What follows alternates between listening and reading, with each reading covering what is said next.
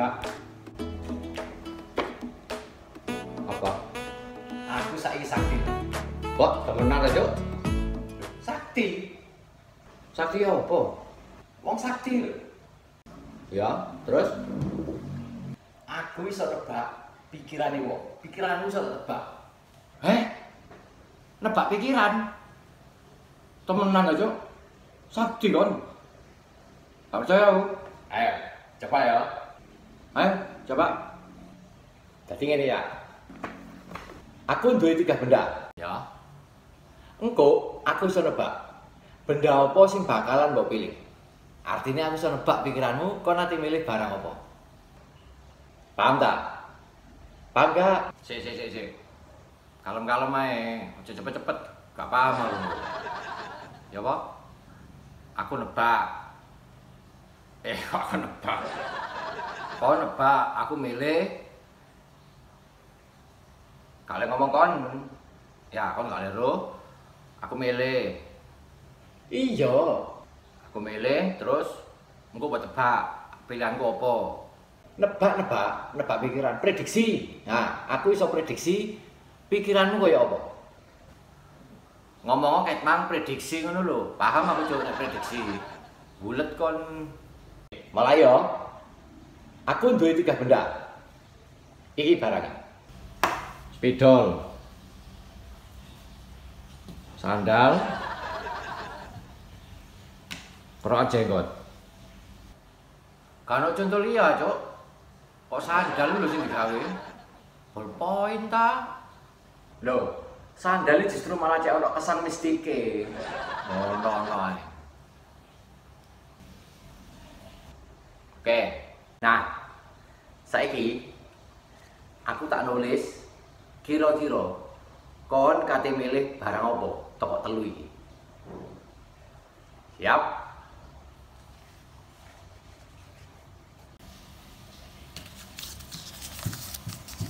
Oke, Cak. Tunjuk 1 benda.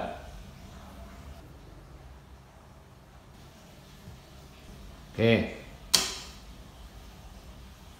Sekarang tunjuk 1 benda lagi. Endi ya, Cuk, ya sing enak ya. Oke, tak coba loh, Cak. Berarti tinggal sandal tok ya iki ya. Saiki wocon prediksiku. Prediksiku iki lho, wocon.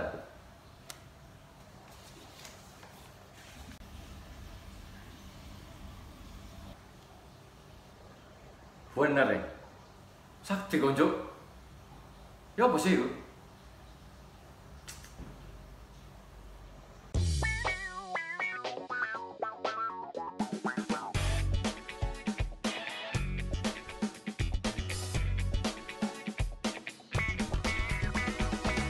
Apa itu komunikasi? Seberapa pentingnyakah komunikasi harus kita kuasai? Dan apakah manfaat yang dapat kita peroleh ketika kita sudah menguasai ilmu komunikasi? Saya Toto PD, saya akan senantiasa menjadi sahabat Anda untuk berbagi ilmu pemberdayaan diri, NLP, dan hipnosis. Iki apik iki, Cuk. Video ini saya buat karena ada permintaan dari salah satu subscriber yang meminta saya lewat email, Pak tolong jelasin dong ilmu komunikasi dari dasar dulu. Dan apa kaitannya komunikasi dengan NLP dan hipnosis. Nah, sebelum kita bahas tentang ilmu komunikasi itu apa, saya akan coba baca salah satu definisi komunikasi dari Wikipedia, ya. Seperti ini. Komunikasi adalah suatu proses di mana seseorang atau beberapa orang, kelompok, organisasi, dan masyarakat menciptakan dan menggunakan informasi agar terhubung dengan lingkungan dan orang lain. Kali ini saya akan mencoba untuk memberikan sebuah definisi yang mudah-mudahan lebih mudah. Oke. Menurut saya, komunikasi adalah penyampaian pesan dari satu orang ke orang lain, satu pihak ke pihak lain, dengan tujuan agar pesan atau informasi itu dipahami oleh orang lain. Ini definisi saya yang mudah-mudahan dapat dipahami dengan lebih mudah, ya. Nah, mengenai komunikasi itu sendiri, sebetulnya komunikasi ini terbagi menjadi berapa saja, dalam bentuk apa saja, ya. Komunikasi ini dapat dibagi menjadi 3 hal. Yang pertama adalah kita dengan orang lain, one on one. Kita dengan orang yang jauh lebih luas. Bisa dalam aplikasi public speaking, bisa dalam bentuk sifatnya adalah untuk kebutuhan marketing komunikasi. Artinya kita menyampaikan sebuah pesan dalam skala yang jauh lebih luas. Dan yang ketiga adalah komunikasi antara kita dengan diri kita sendiri. Nah, yang ketiga ini jauh lebih penting. Sangat penting buat saya karena komunikasi ketika kita berbicara dengan diri kita sendiri itu akan menghasilkan sebuah perilaku yang nantinya akan menentukan bagaimana tindakan kita, bagaimana keyakinan kita terhadap perilaku kita. Nah, mengenai kaitan antara komunikasi dan perilaku ini, sebetulnya perilaku sudah saya bahas ya. Ada di link ini ya, mengenai perilaku. Nah, tapi kali ini saya ingin menjelaskan tentang pentingnya komunikasi itu seperti apa. Di video intro ada sebuah dialog di mana seolah-olah ada orang yang mampu melihat atau membaca pikiran orang lain atau yang kita sebut sebagai prediksi. Sebetulnya apa yang dilakukan oleh si Cuk dan si Cak itu tidak lebih adalah tentang bagaimana mereka berkomunikasi, membuat pola-pola komunikasi sehingga seolah-olah kita mampu membaca pikiran orang lain.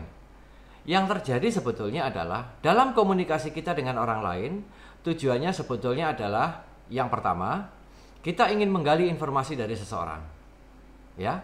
Yang kedua, kita ingin menyampaikan pesan agar pesan kita tadi secara mulus dapat diterima orang dengan mudah. Oleh karena itu saya sering ketika di kelas-kelas pelatihan saya mengatakan bahwa komunikasi itu sebetulnya adalah sama seperti orang berkelahi.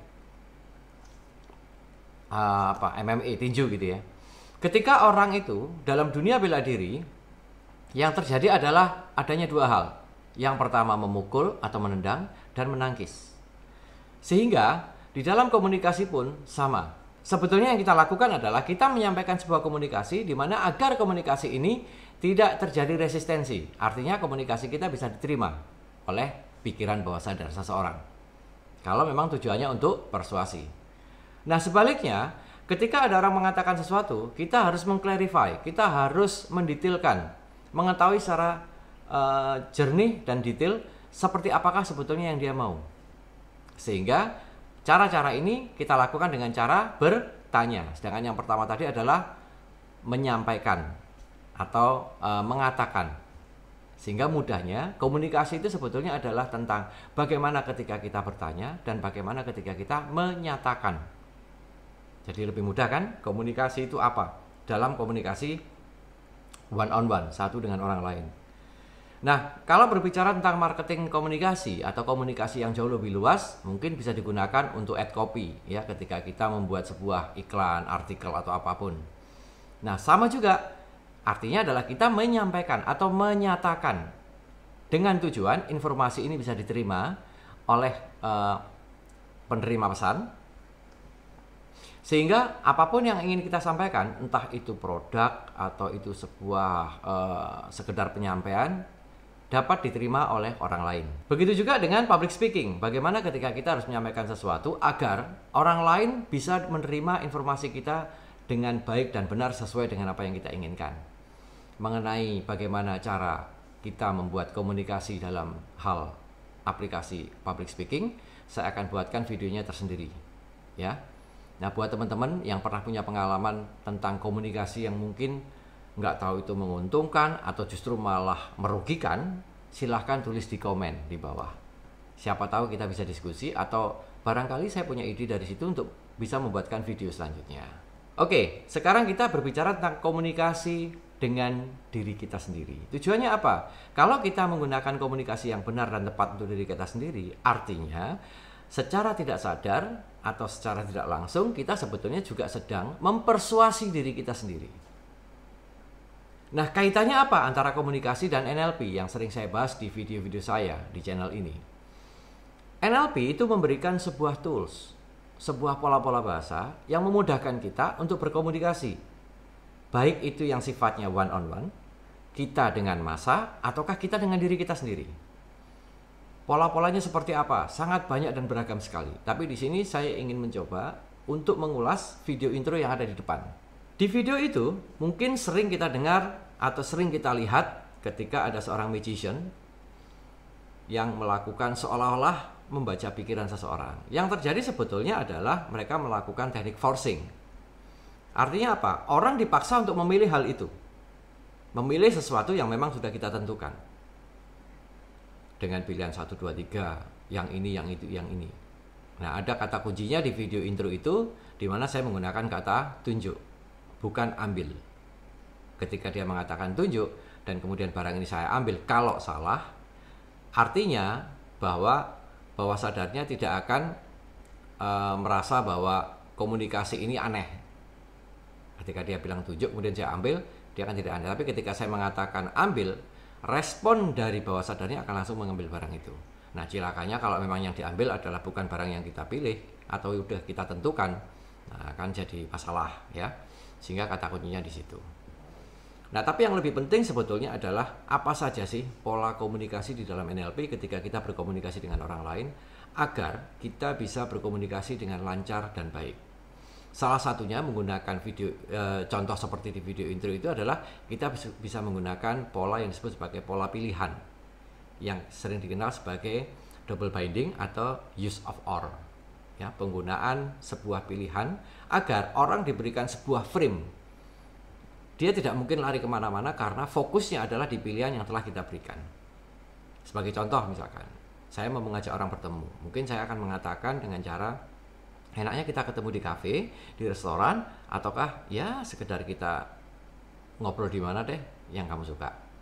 Seolah-olah di sini kita berikan pilihan itu kembali ke lawan bicara. Padahal sebetulnya tujuan saya bukan masalah mau di tempat mana kita bertemu, melainkan kita akan bertemu. Nah, pola-pola ini bisa kita gunakan dalam berbagai banyak hal. Bisa tempat, bisa waktu. Ya, frame-nya itu adalah bisa waktu, bisa tempat. Waktu artinya adalah kita menentukan tanggal atau hari. Misalkan mau ketemu sama orang, enaknya kita ketemu Senin, Rabu, atau Jumat. Artinya orang sudah di frame untuk berpikir tentang pilihan yang kita berikan. Bukan masalah kita ketemu atau enggak. Nah, yang sering terjadi dan sering kita temui, saya mengamati itu sering orang membuat kalimat yang fatal. Fatalnya artinya adalah ketika mengajak orang, dia memberikan sebuah pilihan yang sifatnya itu pilihan tertutup. Kita ketemu apa enggak? Itu sangat rentan sekali ketika orang untuk menolak. Sehingga lebih baik diberikan pilihan. Ya, saya ulang ya, namanya adalah use of or atau double binding, orang mengatakan itu.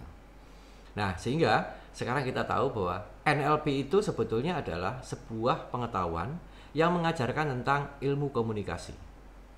Nah, sejauh dari pengalaman saya cukup tertarik sekali dengan NLP ini, karena di NLP ini kita tidak hanya belajar bagaimana cara kita mengenali pola-pola bahasanya, tetapi kita juga akan belajar bagaimana supaya kita memiliki kedekatan dengan orang ketika akan mulai berbicara. Videonya akan saya buatkan nanti selanjutnya, ya. Dan biasanya ketika saya membuat kelas di kelas saya, itu Mind Hacker itu, saya berikan tips-tips yang sederhana.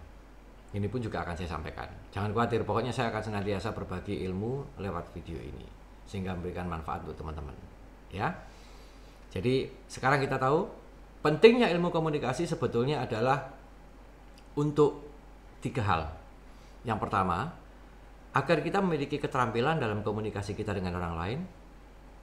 Yang kedua, kita memiliki keterampilan ketika harus menggunakan sebuah komunikasi, baik itu sifatnya adalah tulisan maupun lisan, kepada audiens yang sifatnya lebih luas masa. Kalau yang luas misalkan kita buat artikel, ya, kita mau buat semacam iklan di poster atau apa, atau mungkin juga aplikasi di dalam dunia public speaking.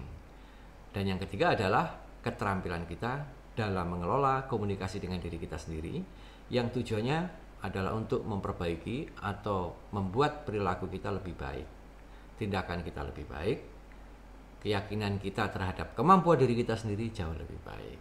Karena yang membatasi diri kita sebetulnya bukan siapa-siapa tapi diri kita. Itu sudah saya bahas di video saya juga yang ini. Oke, saya rasa sudah cukup panjang video ini. Mudah-mudahan memberikan manfaat.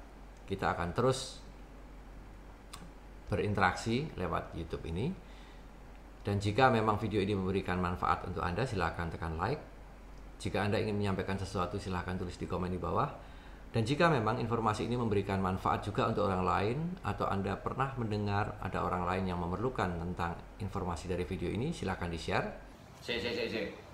Dan jangan lupa subscribe, karena Anda akan senantiasa mendapatkan update dari saya tentang berbagai macam hal dunia pemberdayaan diri, NLP, dan hipnosis.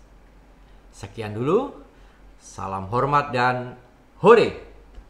Sampean pancen jos. Silakan subscribe sekarang karena subscribe itu gratis dan aman untuk kesehatan.